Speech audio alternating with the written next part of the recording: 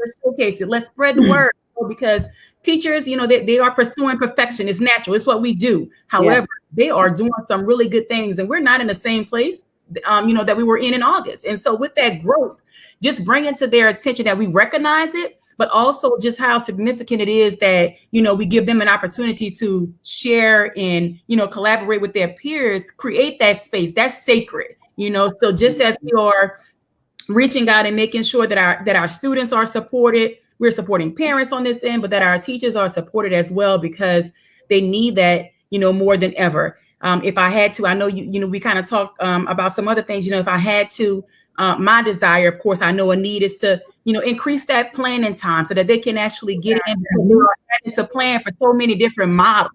But until we're able to actually, do that, we're going to do our best to make sure that the time that they have is protected, and it's sacred, and it's not something that we ever impede on or take away from them, because they need that time more than ever.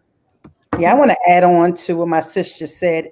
In addition to that grace, they need competent leaders who can be vulnerable and transparent in a world of uncertainty. As you mentioned, Jazz, this is new for all of us. And I think it's important that our teachers see us show up as the humans that we are, not just the leaders in our buildings, but like we're afraid too. Like we don't know and have all the answers either, but we're willing to say we don't know what's going to happen. But in the meantime, in between time, we're still going to press forward so that kids can get the best instruction that virtual learning can provide.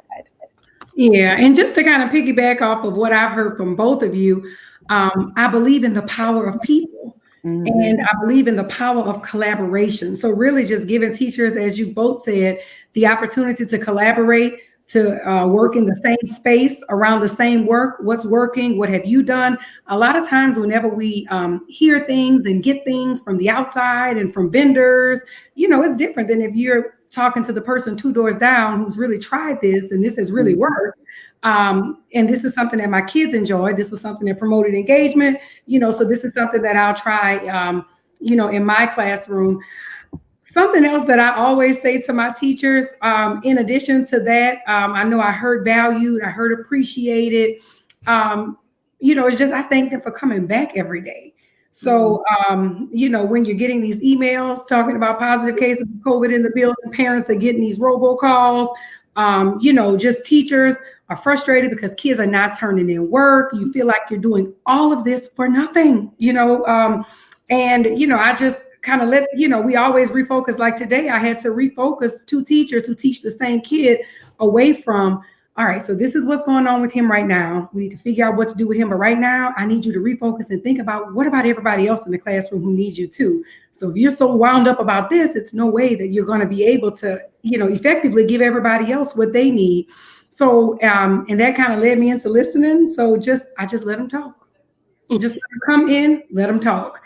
How are you feeling? And I try to pick out what I'm hearing. And based on what I'm hearing, this seems like this is the biggest piece of this. So let's tackle this first. So really just being boots on the ground, support right next to them. And really just the idea of being a principal and all these other things we have to do, that kind of comes after. When the teachers and the kids are in the building, I'm where the magic is. I'm with the teachers, I'm around the building, and I'm visible, building relationships. And that's where trust comes in. So when support is provided, they can see it as authentic, and they know that I really care and I really want to help them, following up. So just really sewing in and investing in people, I think has been some of the biggest support for my teachers, the kids, and the families that we serve.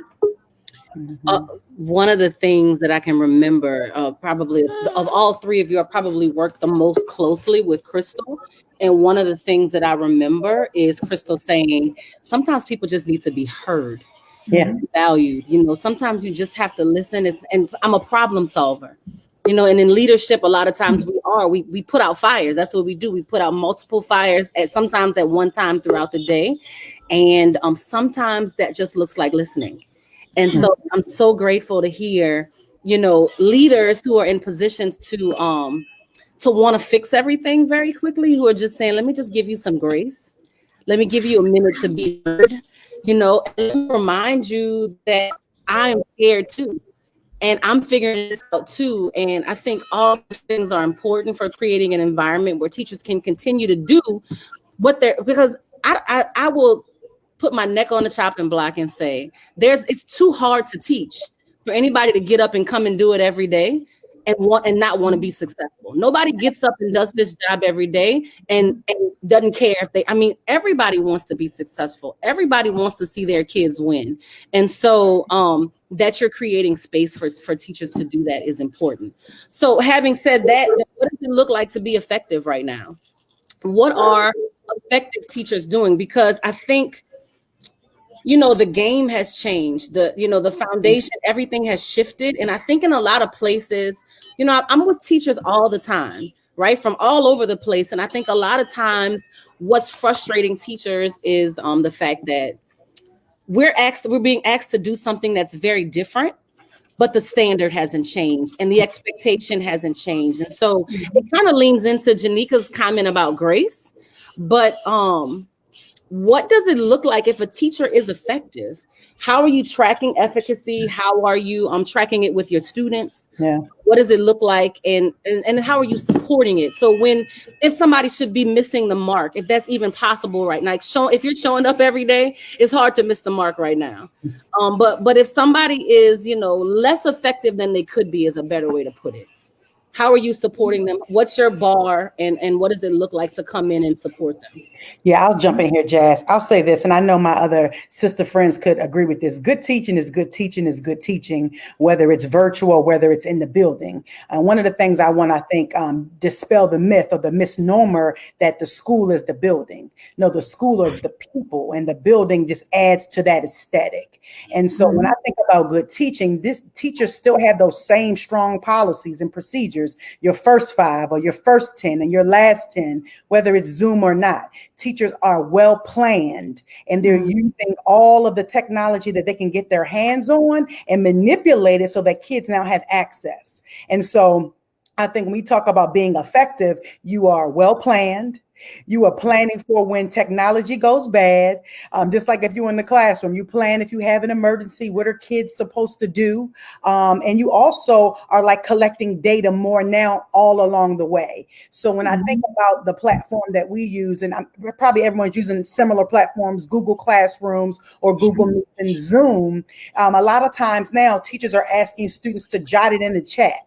And so I encourage my team, make sure you're recording the chat, because if you aren't able to go back and look at their comments right in the moment, you won't know if you need to course correct along the way. And so now there's a lot of places to collect data in the chat, in the Google Classroom. Kids can use, we're getting really good at like our hand motions, thumbs up, thumbs to the side, thumb down. But good teaching is that you're effective if you're still able to drive a lesson based on a standard, check for understanding, give kids adequate practice with that skill, and then send them off on their way to work independently. And then you check back and see how well they've done. And to end it, they're reflective each day and after every lesson to see how did it go. And I'll just kind of jump in, Christina, with something that you just said that I found has been the biggest key to everything that we've done instructionally in our building, and it's planning.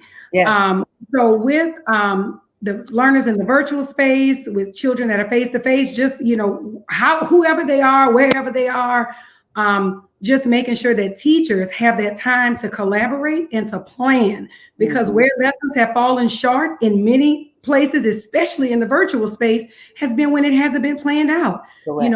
Questions haven't been planned, when you haven't planned how to check for understanding, when you haven't put things in place to ensure engagement to where you have students who are responding back to you.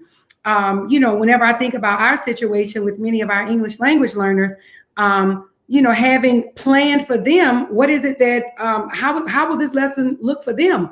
Because it's easier whenever you have them face to face, because that's you're more accustomed to doing, but still, incorporating the pictures, still providing work for them that's translated, because we're not measuring how well you speak English, we're measuring how well you're able to master the content still, even if English is a barrier for you. So really just making sure that everything is planned out, and that takes time. Mm-hmm. That really does take time. And, and a lot of times time is not what teachers say that they have, which really not what teachers have all the time. So really just like we've embedded in 2 planning days at our school to where teachers plan together, because, you're going to play the way you practice. So, you have to plan it out. You have to make sure that you walk through it, and you have to, know what you're doing. Don't put out there what you haven't really done before. So I find that planning, we plan to be effective. Yeah. I'll add to absolutely planning definitely at the forefront of teacher effectiveness, especially at this time. You just can't wing it and expect to be successful. Right, not in a virtual setting. We are seeing the most effective teachers in this circumstance. They're innovative and they are creative. They're willing to take those instructional risks, and that just may mean just stepping outside of their comfort zone. That might mean, doing or trying something that they probably would not have ordinarily even indulged in. It is also making those modifications. It is different, especially when we are having to deal with so many different types of learning models. And so when you're trying to personalize instruction for your students, it requires a lot from teachers in that planning, understanding that each child, requires a different type of meal per se. And so you have to be knowledgeable of your students, especially now. We're talking about not just instruction, but where are your students with being, proficient with technology? Yeah. Their comfortability with even being responsive online. And so you can only know that as an instructor when you are in tune with your students. And I would also add, they're just living in a place to maintain that growth mindset. And as I tell my people all the time, guys, this is difficult. Nobody's going to say that it is not. But before we embrace or elevate that this is difficult, let's realize that it is different. And so with that being said, we're not going to come in it and we're not going to approach it thinking that it should look the same, serve the same, be the same as traditional learning, because it is not. And when we're able to shift our perception and realize, okay, this is different, then we understand that our approach has to be different as well. Mm-hmm.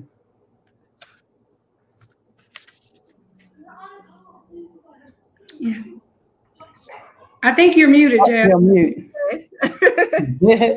Of course I am. That word shift is huge. It is huge right now. Thinking about like right now, I'm working with, I have to be comfortable working with my 2-year-old on my lap. Right? Like I've got to be comfortable with managing things that are going on in my household, managing a life that is different than what it was before, and managing as a teacher and a deliverer of instruction, managing a practice that is very different from before. And I love what you said, Johnika, that it is difficult, but first let's just talk about how different it is and what makes it different. And so along those lines, as we're shifting, I think, another thing is, so there are this idea of these technical things, right? Like teachers just need time. They need the space, right, to do the things that they need to do. But then again, it becomes, now that I have the space, what does this look like? How do I plan? What does it look like? So if you had to sit down with a teacher and tell her, these things that you're doing, like what are some things that you see teachers doing a lot of that could be futile? Like this is futile. This is not the best place for you to put your time. Here are some best practices. These are some things that I need to see in every classroom. I don't care if it's math, science, ELA, PE. These are things that I need to see in every class. And these are some things we can afford to, at this turn of education, let go of. Mm-hmm. What are those things? What are those things that you see teachers kind of holding on to that they really should say, I can lay this down right now and replace it with something that looks more like this? Yeah, I would say this, Jazz. I've seen this like across the country with just teachers in general, this idea of control. And in this moment, in this season, you don't have control. Children are at home. And so, for example, using the restroom. I tell students and teachers, if a child needs to go to the restroom, all they simply need to do in the chat is write BRB, which means be right back. But they're not asking for permission in their home to take care of their personal selves and their bodies. And so I think part of, to answer that question, what isn't working is this albatross that we have as educators, this control that we want to still have over students. All we can do is control our environment and set them up for success in an engaging way, so they'll want to hurry back from the restroom to get back in to see what you're doing. I've seen teachers in different groups, talk about uniforms and their camera has to be on. Here's the deal. We're in people's homes. Yes. We are invading their private space. And if a kid says today, Miss Cook, my hair isn't done, I don't feel comfortable turning on my camera, I'm not going to allow this. Let me just model, right? I'm not going to allow this to get in the way of teaching, because I want to control that child being able to turn their camera on. And so I think for me, some of the old practices that have just been around control. What we can't control, and both of my sisters have said it, is how we show up. We can control how we plan. We can control our attitude toward how we drive instruction every single day. The standards aren't going to change. State testing isn't going to change. We're not sure what's going to happen with COVID, if it's going to change, but we can control how we personally come into that space, that we bring joy to students, that they want to be a part of what we're doing, and that we grade on time. See, that's what you can control. Grade their work on time. Call parents when you have concerns, right? Follow back up with kids after school. Those are things that are within your eyesight. I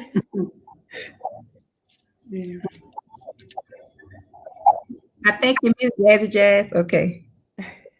Sorry.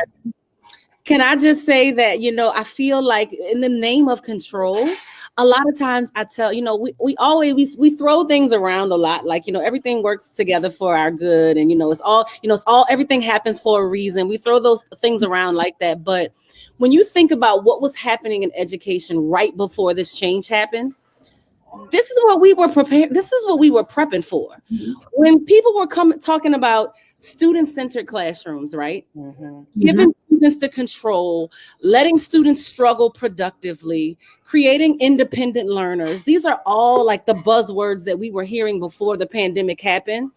This is what we've been preparing for. This is the big show, right? Mm-hmm. So now it's like all bets are off. Everybody's exposed, and your slip could be showing, because it is a very difficult thing to release control as a classroom teacher. Mm-hmm. To say this is not going to be about lecture. This is not going to be about me telling you what to do, but to say I'm going to allow my students to struggle productively in the classroom is one thing. To say I have to let my students struggle productively because I can't be there to stand over them, to make them do things. And, Christina, I love what you said about I need to be creating spaces, working on creating spaces that they want to run back from the bathroom to. Because at this point, I can't make them come back from the bathroom quickly because they're in their own house. So I need to be creating a space where they say, I got to hurry up and get back to Miss Cook's class because I don't want to miss what's happening. And that's not an easy task. We're all learning how to do that. I want to give that disclaimer. But the more that we intentionally pursue it, I think the better we become. Mm-hmm. And I just want to piggyback just for a second off of some of what I've heard from Christina just now with the letting go of control, because that's major and that's real. You're not in Louisiana. You are in Virginia. And Washington, D.C. Washington, D.C. Excuse me, wrong place. But I mean, something common that I'm hearing is a lot of what's happening, whether in the same parish or the same state, it kind of sounds the same. Because learning is learning, but and schools are schools because we have people. But something that I think that, effective teachers are just getting away from the idea of these cookie cutter responses, these cookie cutter way of doing things. Like when I taught this 6 years ago, or for the past 6 years, we've been writing a paper about this, or, just allowing kids to be innovative and creative, using some of these apps and using some of these extensions, that's embedded into the technology that we use to really, just show what they know. I know that some of our teachers who are a little bit more tech savvy and who've gone first with trying new things, as they've tried and as they've shared, and whenever we collaborate around what they're using and what they're doing, it gives others the okay to try it. Let me try it out. And they're able to find that some of what's out there really allows children to be excited to come back from the bathroom because we're about to be in an escape room. Or, we'll be able to use Flipgrid to be able to, in social studies, to be able to respond to this question, so really just getting away from what we're looking for, because we're really only looking for what children are, a way that they're able to communicate what they know. How are they able to respond? Don't limit it to just something. Don't limit it to just the written word. I mean, allow them to be able to be creative and innovative in being able to respond.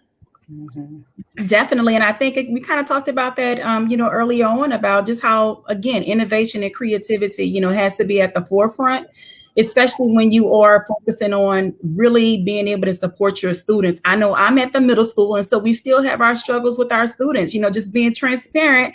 They're still up at night, all night. They're gaming, so they're missing that first class or, 30 or half an hour of that first period. But they are also open. So as soon as they're realizing it, they're sending us a message, or we're connecting with them, and we're trying to re-engage them in the learning. And so what that has looked like for many of my teachers, those that are most effective, is that they are really extending themselves, but they're understanding that this is the game changer. So I'm being available to my students, even after school hours. I am being flexible with when I am time stamping deadlines for assignments. We're bringing kids in even on Saturdays as well. But most importantly, we are engaging students in that support, and just really being open about, is the student just not doing the assignment? Is the student not getting it in because he or she was not present? Does this really mean that the student did not master the skills that was being taught? And how can we engage the students to actually display their understanding? Because that's what we need to know to inform decisions here. And so if that class is at 7:45, and that student is not there and they've missed an assignment, we still have to go out there, and what we call it on our campus is rescue that student. We still need to get them, even if it happens after 2:45 when we are out. And so we're blessed to have so many teachers that understand that, and they're doing that work. But to our advantage, we understand that, for some of our kids, that's when they're more engaged, after 4 o'clock. They're up by then. They're ready. We struggle a little bit before 4 o'clock, but we're working on it. But they're giving us that information. We had a group here last night, and very bright girls, probably the best of the Bobcats, said, "Man, I be sleeping, Miss Gayden. I be sleeping." And I said, "Y'all need to have some accountability where y'all are calling each other and getting each other together." And so I laugh about it, but I always say about this virtual learning, with my experience, even with my own children, especially my oldest one. Mm-hmm. Goodness, has she struggled, but she's also learned time management, which is something that she hadn't gotten in school before. She's learned organization, which is something that she really didn't have to focus on before. So these are skills, she's a junior, and I'm saying, my goodness, my child is just now learning, and she struggled with it, but she's getting it now. And I don't think it would have come so, so swiftly without this experience, because again, these are things that we have to kind of stop. In addition to providing that high quality instruction, really teaching our kids these management skills, these life skills that they need. Some of them very overwhelming. And so we have to be that resource to help them understand how they can be successful. Even for the ones that have always been successful in school, this is different. It is a struggle, and we have to also meet their needs and help them along the way as well. And if you think about when you get to college, and what's some of your biggest struggles, education and it's time management. For the next step. Yeah, it's funny. I had a teacher to say that, and he was telling his kids that about how he struggled with his first online courses, and he was very open, and he talked about that. He said because he just, he needed his professor there with them. He said he got it. He said, but when they first dropped the online course, it was just new, it was different, and he struggled with it because he didn't have someone directly there to support him. And so with that, he's bringing his own experiences and being able to cultivate a better opportunity for his students as well. So him sharing that story, the kids was like, "Wow, really? We didn't know. You're old. We didn't know you had online." They were able to, kind of understand that, he understands what they're going through. He's going to do his best to make sure that they make those adjustments to help them reach success. Yeah, I agree with both of you ladies on that. That was funny. I was sharing this with Jazz before you all joined. One of the things I've done as a parent, so for any of our parents in the listening audience, my kids have stayed on the same schedule as if we were going to school every day. Mm-hmm. So you haven't gotten a later bedtime. None of that has shifted except on the weekend, but we're still treating it like we would treat it if I was going into the building. And at DC, I have to be to work at 7:45. School starts at 8. And that's way before my kids even have to be at school. My youngest don't go to school till after 9 o'clock. I've already, taught a class and had a meeting by the time they're getting on the bus. And so what I hear you all talking about is what we call like executive functioning skills that some adults lack, right? Because they haven't had that practice.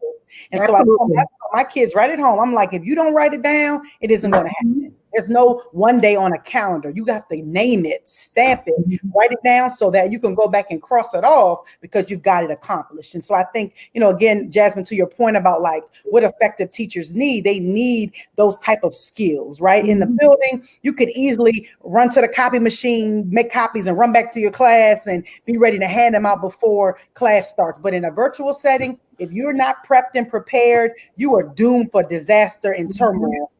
And it is really hard to manage 30 faces looking at you on a computer screen with a whole lot of extra stuff going on in the background. So I think both of my sisters nailed this tonight.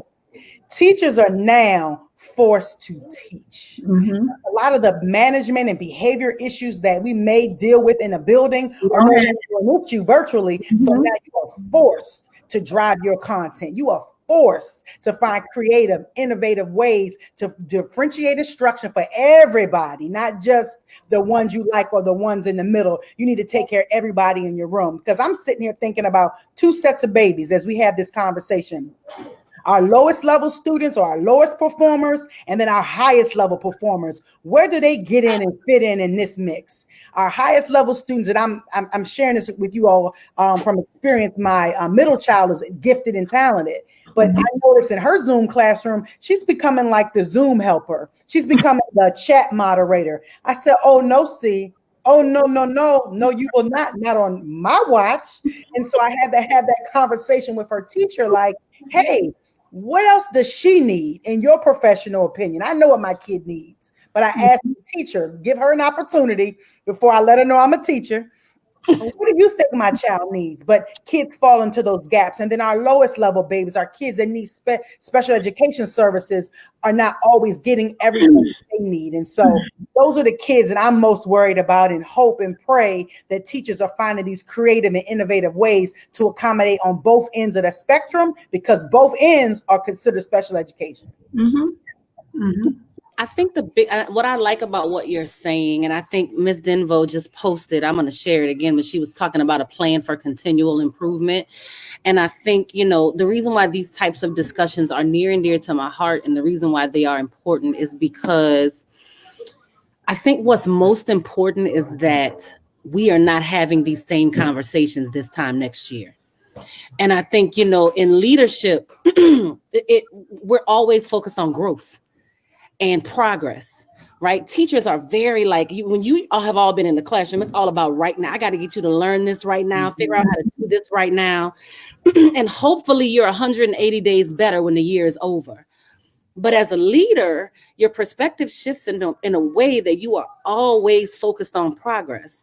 And I think a huge part of what progress looks like for us now is, what does this conversation, because your kid's teacher is going to figure out Zoom, we hope, in a year's worth of using the platform, right, all year long. Your baby is going to pull up and she's going to learn how to navigate Zoom on her own, and she won't need.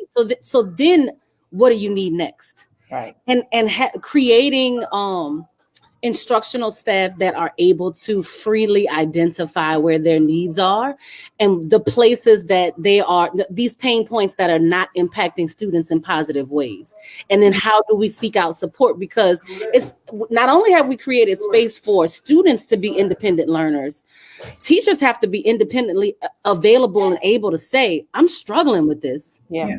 And I got to go get some help with it, right? And they've got to be in a place where, and I haven't been in your classroom and in your building, Christina, but I imagine you to create a space where teachers can say, look, boss, I'm struggling with this. I don't know what to do with this. So, I guess the next question, it kind of looks, and so part of it is, what does the learning look like for students so that they're not struggling with these technical changes that they're having to face right now, the same technical changes this time next year? How do we tap into, because a lot of my focus with teachers is always, listen, I know that you're struggling with this, and I know that the kids are not being much help right now because, you know, they're kind of far away and they're trying to see how much they can, you know, get away with not doing sometimes. But they understand this technical world and how to leverage it much better than you do. Yeah. And so that they're not doing it right now is not because they can't, they're just trying to figure out this new space and, you know, how they operate in it. And so how do we help teachers to leverage where students are really set to perform well? Virtual space, people fall in love with, there would be no such thing as the show Catfish if we couldn't form valuable connections without ever having meeting in person. Absolutely. People form true relationships. My son comes and tells me about things that he would never have learned in a classroom by way of what he finds on the internet, right? So how do we leverage that now? Where, you know, because there has to be some marriage between content standards, right, and what we're expected to teach, and this virtual world, which is the way we're expected to teach it. They might not be well versed on these content standards, but they are well versed on this virtual environment. So how do we help teachers and students to really tap into, I think, you know, an untapped place where they are equipped to do very well, but we haven't figured out in education how to leverage it 100% yet, because I think we're still kind of sitting in, let's get them back in the building. I hope this can go away. We can get them back in the building. Every other industry has learned how to shift to virtual. You can go to the doctor virtually now. You can get a whole therapy session virtually now. You can buy a car, you can buy a house without ever leaving your recliner. Education is the only industry that is not leaning into how do we do this in a virtual space. So how do we help teachers to leverage that? So, Jasmin, I guess I immediately started to think about, you know, there is a lot of conversation about, you know, virtual learning. Again, we talked about this, the things that we struggle with in being able to just facilitate instruction as effectively as we want for our students. But with that, I also think about, I know on my campus, you know, again, those challenges are there, but we have seen so many kids to thrive. You know, and so when you take that into consideration, it's been just a unique experience because kids that did not perform well in the traditional setting, kids that didn't engage in those conversations, kids that were not punctual, they were present, but they weren't really present, if you know what I mean. We're seeing for some of these kids, and for many of them, they are having a shift in, you know, in the instructional environment virtually as well. So I know that a comment was shared about how it needs to, you know, continue to be cultivated, and it has to be something that we invest in to be stronger on, you know, ongoing and consistently. So just hoping that we understand that this will be a long-lasting option, even when the pandemic is over and we go back into our traditional ways of learning, that we understand that, you know, whether it be through choice or because we know what is best for our students, that this will be an option, especially for those that are able to, you know, do better, or this is a more comfortable environment for them as well. And that's just going to come with just, of course, knowledge, teacher knowledge of the students, but also teachers giving, you know, taking advantage of opportunities to just continue to just get better, you know, just to be self-driven. You know, you don't need a professional development. We have those opportunities for you to collaborate. But even in addition to that, you're just getting your game up by pursuing opportunities for you to become better along the way for students, especially, again, like you mentioned, in the future. You know, if this doesn't go away and this becomes our way or an option at least, then we won't be back in this place, and our students, our teachers will be, you know, better prepared to serve our students, especially those that we know benefit from this type of learning environment. Yeah. Yeah, and I think I'll add, Johnika, to what you just said off of from like the teacher perspective, but from the leadership seat, I think that it's incumbent upon us to not just let teachers settle with, I'm not good at technology, I really just don't know how to do this. This is really not my thing. You give me a class of kids sitting in front of me and watch what I can do with them. That can't be the answer. You know, so really being there, you know, to really being in their space, you know, to even notice that, you know, that this class is not quite looking like the other one. And it's not even about the teacher. It's about what are the kids getting? Yeah. So this is what the kids are getting with you because you're unwilling to shift. that's not fair to the children sitting in these seats. So, just really almost just holding their hand through it, just, getting them just to do what you expect them to do and just not letting up. Because a lot of times the teachers, if they think that, you'll let them fly under the radar with things, they will. So really just being there, being with them and having expectations of them, just like they have of their students, to provide their children with quality instruction every day. So really just not letting up, because the moment you let up, you're sending the message that it's okay.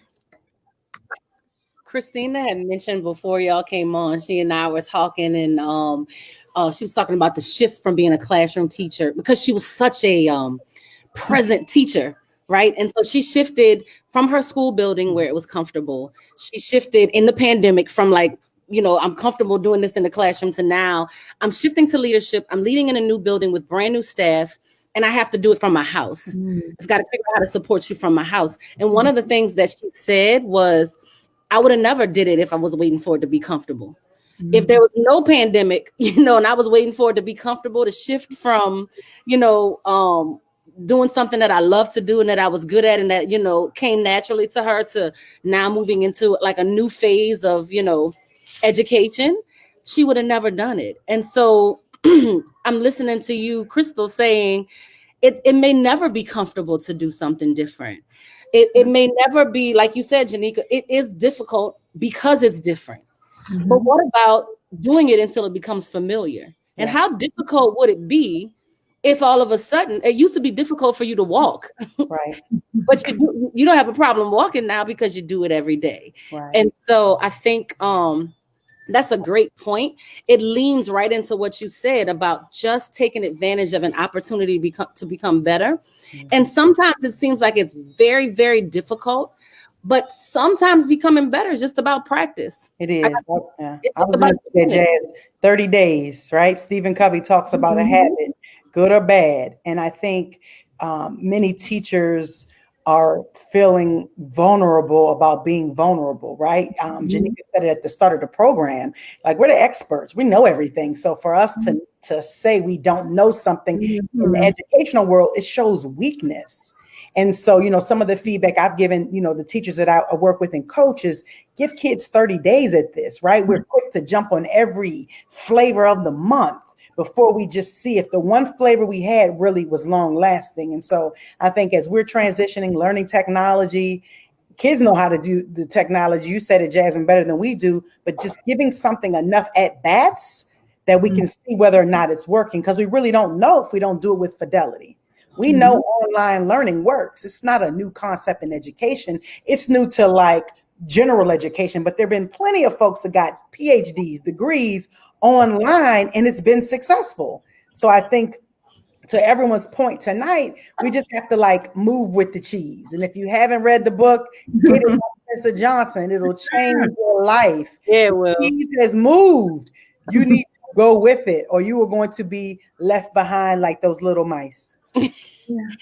And let me just mention that what I just said, a lot of times, like you just mentioned with like the 30 days and, even some of the most resistant people are some of your best people once you get them out of that resistance. Absolutely. Those people that you really work with and you set that expectation for them. And once they see that they can, or they see that you're not going away, they just go ahead on and, comply. And a lot of what they come up with is often better than some of the other things that you've seen people doing. So, yeah. And I'll just say too, Jazz, I know we talked about it, and we're talking about that teacher support and what that looks like. And if this continues, how we're going to be able to make, a long lasting impression.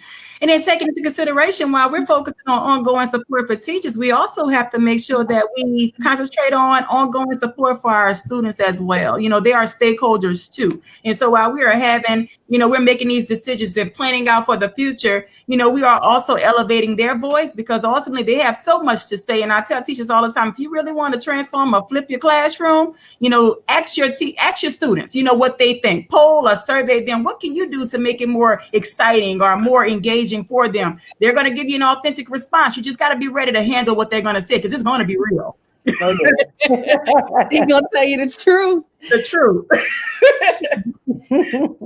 In that vein, we probably have time for a couple more questions, and I want to speak to two things, and then maybe they're not as disjointed as I'm thinking in my mind right now. But I'm just going to pose the first question and just say, what does Ms. Denvo mentioned personalized PD being a must, and the way that we support teachers being very, intentional, and that's my language. We speak in my language now when we start talking about how do we support teachers, because supported teachers and well-versed teachers produce competent, efficient, growing, progressing students, right?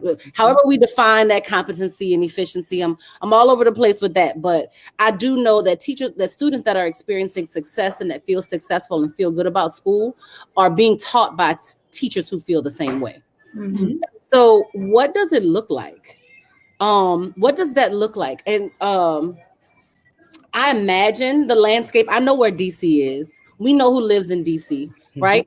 We know who KIPP serves, right? We know urban communities, right? We know what EBR looks like in many places. We know what St. John the Baptist Parish looks like in many places and who we're serving.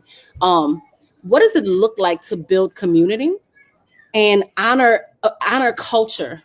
Because really what I'm hearing from all of you is balance. Right? Like you are balancing. I have expectations. I have routines. I have, things that we do regularly, but I also have space for you to show up.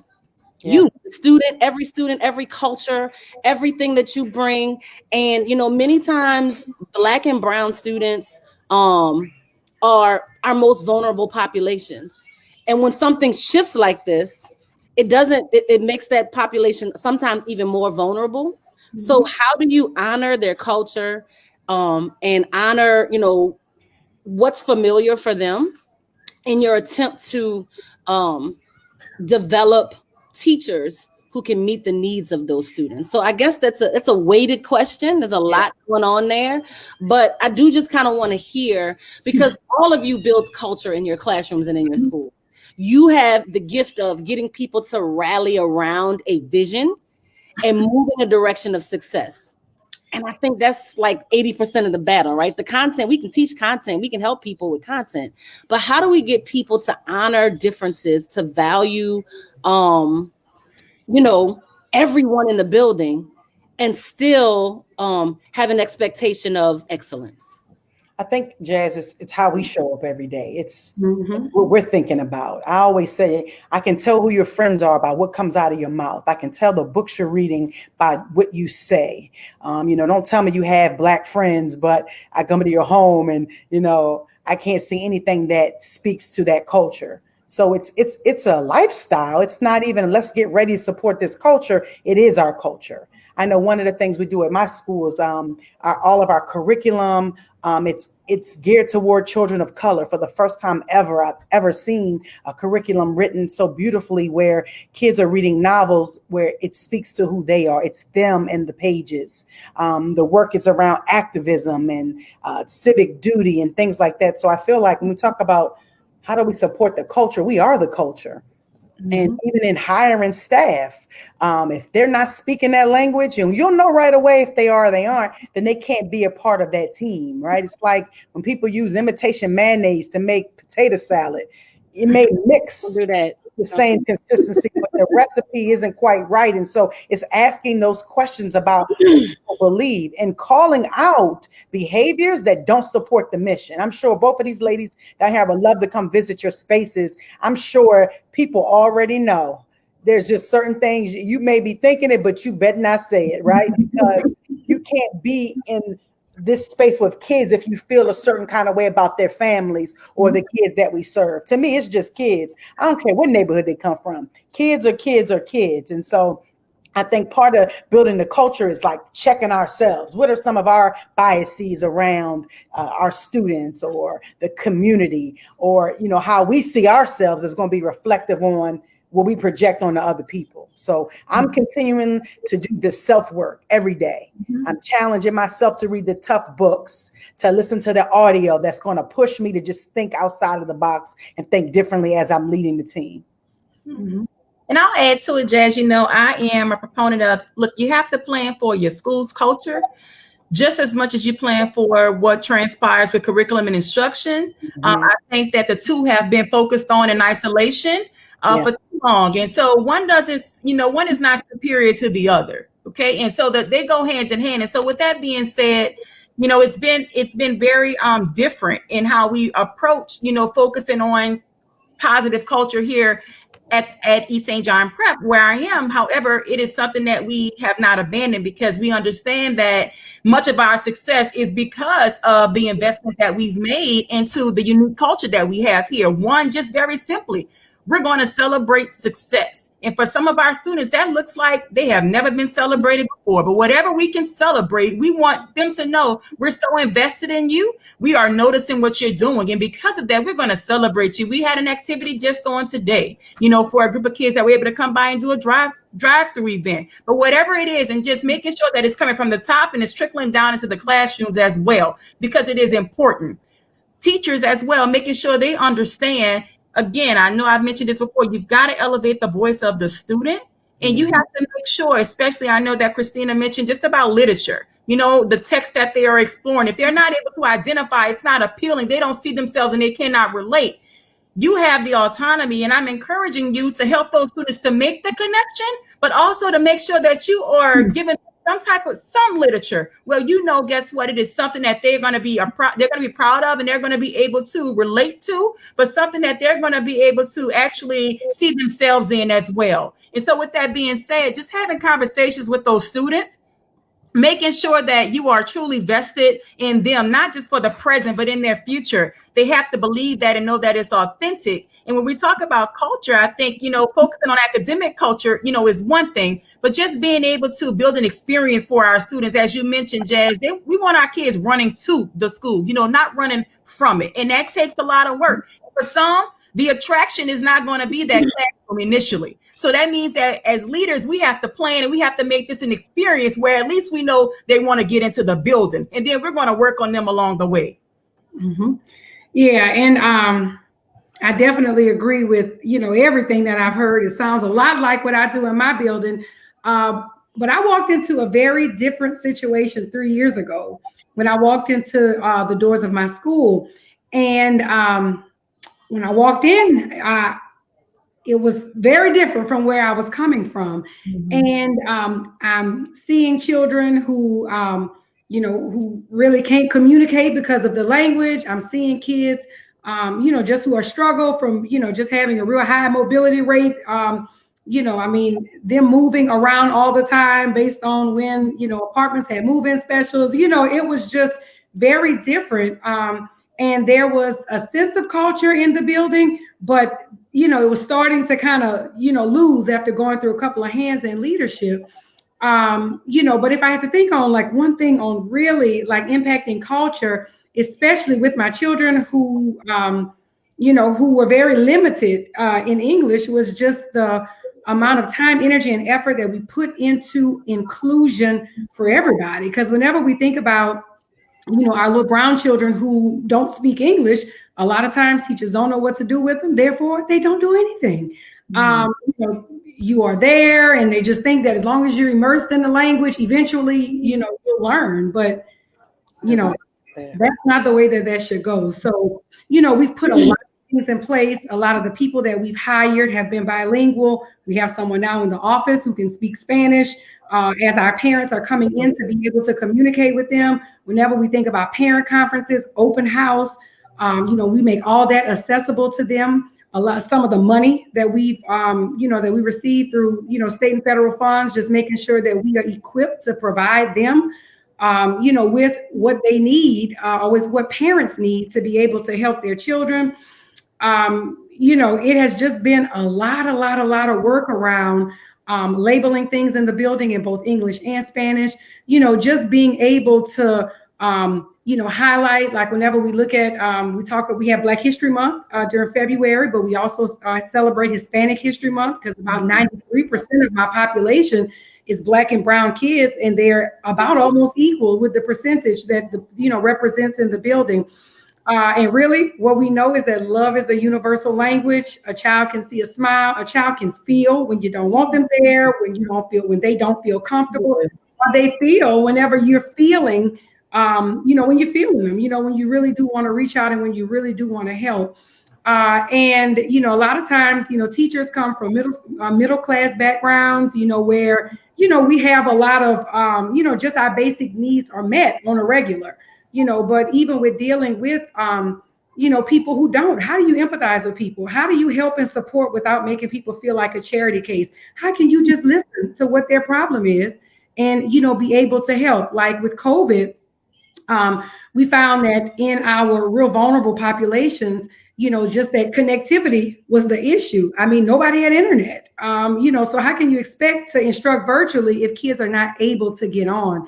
So we did a lot of work and at the school level with getting kids connected, getting families connected. When you're looking at populations of people who are coming into the country, you may not be sure what their status is, or, they're not giving their names and all their numbers, and they're not signing up for all these things because, that might not be the best thing for them and their family at this time if they want to stay here, so it's really just getting to understand and getting to know the people that you represent and that you serve and really serving them. What do they need and how can you meet it? Tell me this last 5 minutes that we have. What I want you to name 3 things, and I want you to think about the greater school community. So you are immersed in it every day. If there's somebody that's listening to this conversation and they want to know, what can I do as a community member, with or without children? I may have a dog in this fight, I may not, right? What can I do? If I'm just, somebody who's a parent who's really working hard, I make sure they're in front of their computer, or I make sure I send them to school on the 2 days a week they're supposed to go to school. But if you had to name 3 things, what would the 3 things be that would be the most impactful from the school community and the greater school community, that would really move the needle for your students at this turn of education? I mean, something that's relevant right now. We know we need more money. We know we need more time. But if it was something actionable that somebody could do or share or become, or what would that thing be? What would be your top 3 things?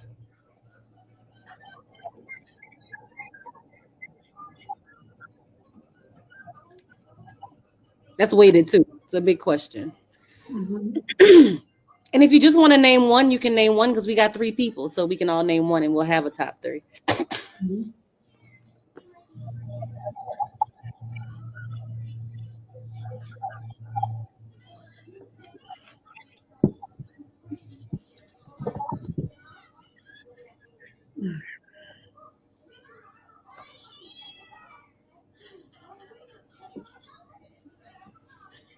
Is it that hard? All right, Doug, I'll go ahead and put one out there. Okay. This prospective leader, teacher, parent, community member, public education advocate.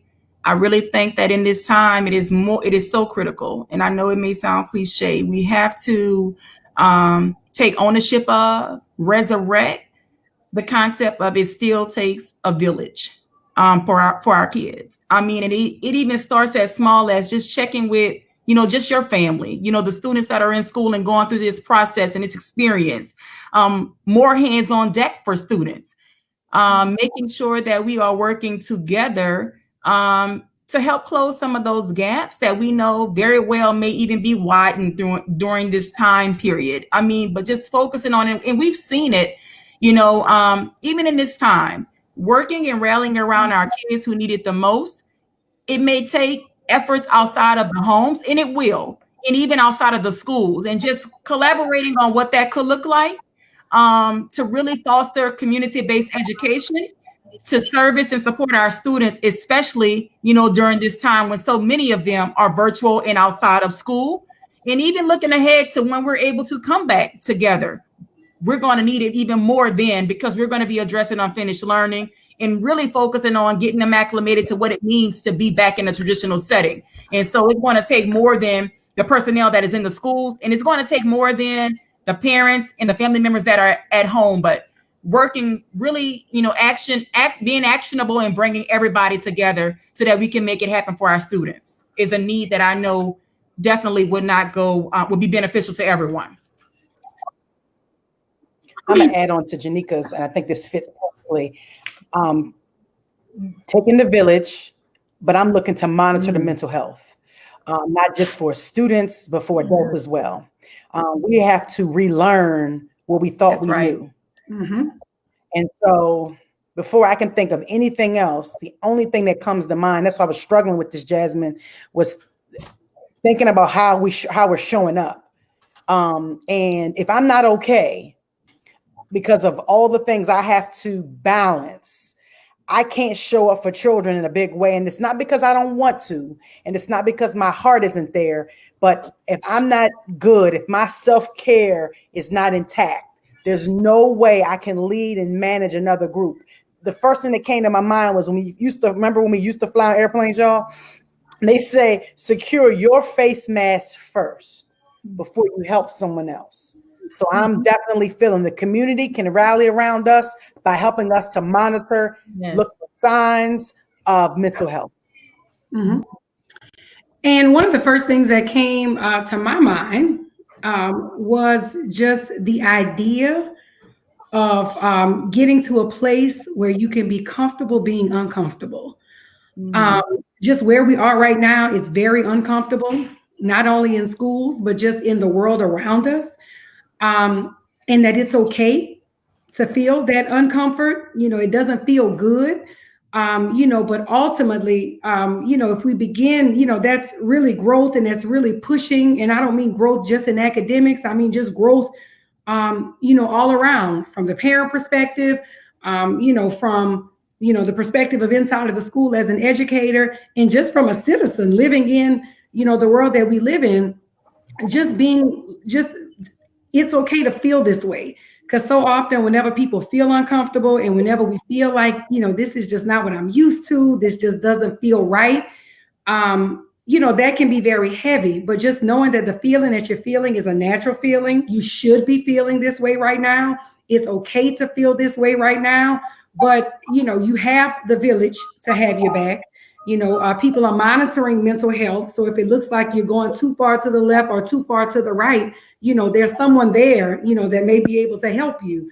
But just that right now, the feeling that we're feeling, if you're not feeling uncomfortable, then something might be a little off. But, right now, just really knowing that it's okay, to be uncomfortable with how you feel, because what we're dealing with in the world today is just uncomfortable, because it's very new, it's very different, and it's, it kind of spun upon us. Nobody had time to prepare for this. It just happened. We're all working through it. We're all breathing through it. We're all getting through it. And just it's okay if you're not comfortable right now, because nobody's comfortable. I'm not going to add anything to that because I think it's perfect. Thinking about the village, thinking about the village's mental health, and being okay in uncomfortable spaces and being able to thrive in uncomfortable spaces is important. I'm reminded of this idea of, they buried me, right? This COVID pandemic, this shift has buried us all, right? But they didn't know we were seeds. And something is springing forth. And I think a huge part of that growth has to do with cultivators like you all. It has to do with the hard work, the intentional hard work that you guys are doing in school buildings, in your communities. And I just, amen, the show up piece. It's about the way that you all are showing up. I hope that, this has a ripple effect, and that, more and more educators get a chance to hear, and relate and get some wind back in their sails and be inflated again by your vulnerability tonight and your willingness to share. I am thoroughly convinced more and more every day that East St. John High School puts out some of the best in the whole wide world. And we already know how I feel about our whole School for Christ. We already know how I feel about 1881. We already know that Spelman women are just out here running the world. And we love Southern University too, girl. We just love. I know I'm the best because I got the S on my chest. That's right. and let me be clear.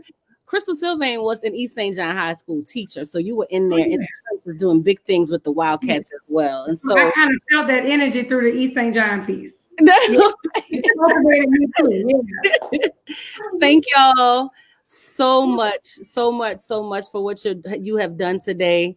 Go ahead, Robin. Class of 92 is here. Lord. Southern University. I see Bonnie is here. Melissa is here. They won't let us forget that Southern University is in the building. Melissa had on her SU cardigan today. Christal, Melissa. Yo, Melissa. You're the real Jaguar. The work that you're doing it's incomparable.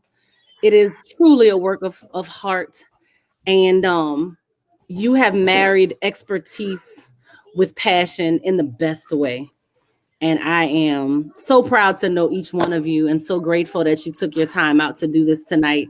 I know we said that, we're not thinking about money right now, but if you are out there and you have a business and you want to sow into a nonprofit organization that is doing great things for students and teachers right now in the midst of the pandemic, I'm going to drop the information for iStream, which is a nonprofit organization that our business has partnered with to try to get resources like internet boxes and tablets and computers and just tutoring and just somebody to show up and say, I'll be close to your house because you have to go to work and your kids are learning at home.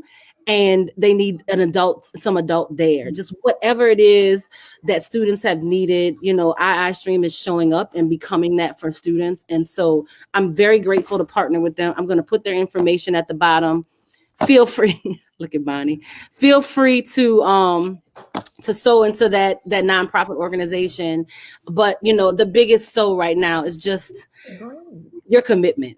Your commitment to what's happening right now, and the village's commitment to the cause. So, that's right. It's for the culture. The village commits to the cause, and I am exceptionally proud of each one of you. Not in a condescending way, but just in a Black girl feeling Black girl and on the front lines. Pride. I'm all day long. The wind is back in my sails, so I might not go to bed. Thank y'all. Thank y'all so much. Don't hang up, my folks, but my people who are here, thank you.